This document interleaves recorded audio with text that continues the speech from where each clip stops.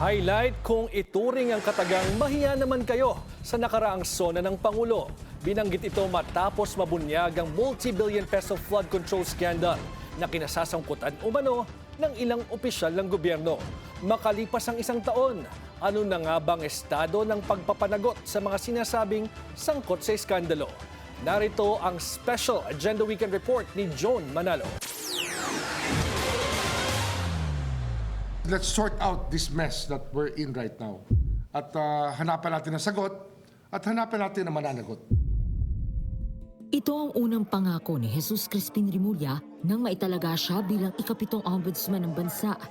October 9, 2025 nang manumpa si Remulla sa pwesto at kinabukasan ay agad na pumasok sa tanggapan ng ombudsman para simulan ang kanyang trabaho. Ang first order of business ni Remulla, ang muling pagsasapubliko ng Statement of Assets, Liabilities and Net Worth o SALN ng mga pampublikong opisyal. The public has a legitimate right to know how those in government acquire and manage their wealth.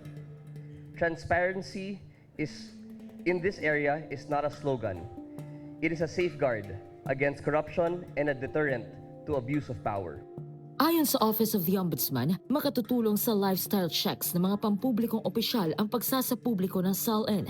Dito raw kasi malalaman kung naaayon ba ang pamumuhay ng isang public official sa yamang idineklara nito, lalo na nang naungkat ng flood control scandal at konsepto ng mga contractor. Pag meron po tayo mga evidence or documents to show that the lifestyle of a person exceeds or is disproportionate to that which is written in his SALN, then it can be used in any investigation of any public officer for the violations under RA 3090.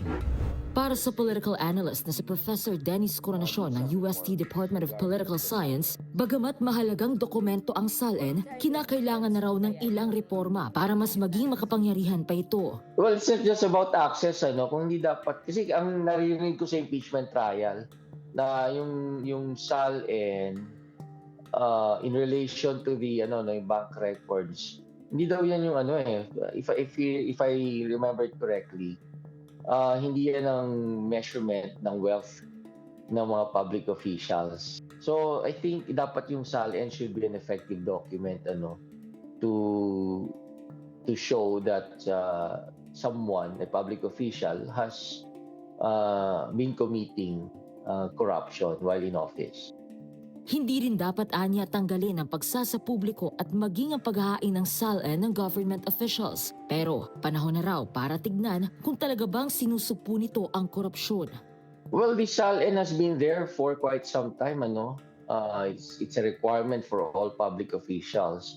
But the question is, since the time that it was introduced as an anti-corruption measure, how has it affected yung tendency of our public officials to commit corruption? Naging effective deterrent ba siya? Mukhang hindi naman Kasi it was already around, it was already in place nung nangyari yung flood control mess na yan. Patuloy na nanindigan ng ombudsman na bahagi lang ang pagsasapubliko ng SALN sa kanilang misyon na itaguyod ang transparency at accountability sa gobyerno. Dahil para kay Remulla, may mas malaking laban, ang pagpapakulong sa mga tinaguriang big fish na sangkot sa mga isyu ng korupsyon. Ika nga kasi ni Pangulong Bongbong Marcos, mahiya naman kayo! Dito na nagsimula ang malawakang investigasyon at paghahain ng mga reklamo at kaso kaugnay sa multi-million peso flood control scandal. Ang unang nasampulan, si dating House Appropriations Chair at ako Bicol Party List Representative Zaldico, ang kontratista kasi ng naturang proyekto, SunWest Corporation, na co-founded ni Zaldico at pagmamay-ari ng kapatid na si Christopher Co. Malversation at graft ang kinahaharap ng mga kaso ni Co. Pero hindi pa rin ito natutunton ng mga otoridad hanggang sa ngayon at nananatili pa ring malaya. Isang buwan matapos kinasuhan si Co, sumunod naman ang tinaguriang flood control royalty at contractor na si Sara Diskaya. January naman ngayong taon, sinampahan ng mga kasong malversation at graft sina dating Senator Bong Revilla at mga dating DPWH Assistant District Engineers na sina Bryce Hernandez at JP Mendoza. Sina Senator Jingo Estrada at dating DPWH Secretary Manuel Bonoan naman humaharap na rin sa mga kasong plunder at graft dahil sa mga kickback mula sa flood control projects na hindi umano bababa sa 573 million pesos. para kay Coronasyon. Marami-rami pa rin anya ang bubunuin ng ombudsman base sa kasalukuyang usad ng paghahain ng mga kaso. I think based on the numbers alone, there's a big disparity. So if we're going to use that as a basis, we can say that the ombudsman is lagging behind. To be fair to the ombudsman, siguro dapat rin yung quality. We should not just go after the quantity. What we call as a big fish. O kasi yun talagang hinihintay ng mga tao eh. So yun yung sinasabi ko na quality. Gayunpaman, umaasa siya bilang eksperto na makakapaghain pa ng mga panibagong kaso ang anti-graft body laban sa iilan pang DPWH executives at maging sa mga kongresistang makikitaan ng ebidensya kaugnay ang maanumalyang flood control scandal. Bukod sa pagsasampa ng mga kaso, makakatulong din anya ang forensic accounting para masugpo ang katiwalian sa bansa, ayon kay Coronasyon. So rather than rely on mga witnesses o state witnesses which can be easily recanted, di ba? Mas maganda yung yung forensic accounting kasi it's based on the bank records. So hindi yan mapapalitan agad kasi it's document based.